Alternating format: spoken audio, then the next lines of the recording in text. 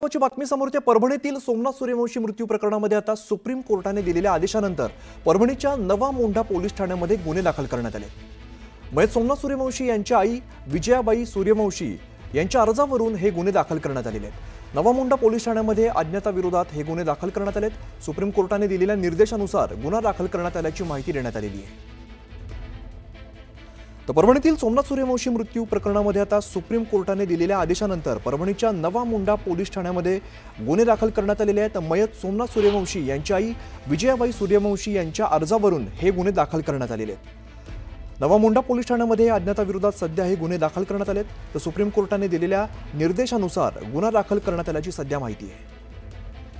विशाल माने आमचे प्रतिनिधी अधिकची माहिती देतात। विशाल, महत्त्वाची अपडेट खरं तर म्हणावी लागेल। परभणीतील सोमनाथ सूर्यवंशी मृत्यू प्रकरणामध्ये आता सुप्रीम कोर्टाने दिलेल्या आदेशानंतर गुन्हे दाखल करण्यात आलेले आहेत।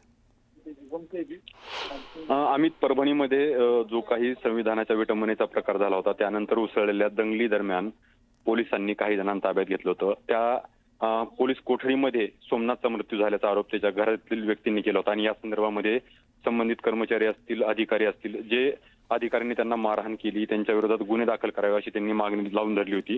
परंतु गुन्हे दाखल न झाल्याच्या नंतर हायकोर्टामध्ये या प्रकरणात केस दाखल करण्यात आली होती। हायकोर्टानं गुन्हे दाखल करण्याचे आदेश दिले होते। त्या विरोधामध्ये सुप्रीम कोर्टापर्यंत ही केस गेली होती। सुप्रीम कोर्टाने देखील संबंधित प्रकरणातील जे अधिकारी असतील, कर्मचारी असतील यांच्या विरोधात गुन्हे दाखल करा असे आदेश दिले। त्यानंतर आता परभणी पोलिसांनी शहरातील नवा मोंढा पोलीस ठाण्यामध्ये हे गुन्हे दाखल केले असून या गुन्हे दाखल करण्यामध्ये अज्ञात च्या विरोधामध्ये हे गुन्हे दाखल करण्यात आले आहेत। या प्रकरणाचा तपास आता सीआयडी कडे असल्यामुळे सीआयडी तपास करेल आणि त्यानंतर संबंधित अधिकारी असतील, कर्मचारी असतील त्यांचे नाव समोर येतील असं पोलीस सूत्रांकडून आपल्याला माहिती देण्यात आली आहे। परंतु सुप्रीम कोर्टाच्या आदेशानंतर पोलिसांनी गुन्हे दाखल करण्याची प्रक्रिया पूर्ण केलेली आहे आणि आता पुढे यामध्ये काय होतं याकडे सर्वांचं लक्ष लागलेलं आहे। अगदी खरं विशाल, पुढचा तपास कसा होतोय पाहणं महत्त्वाचं असेल। धन्यवाद या माहितीसाठी।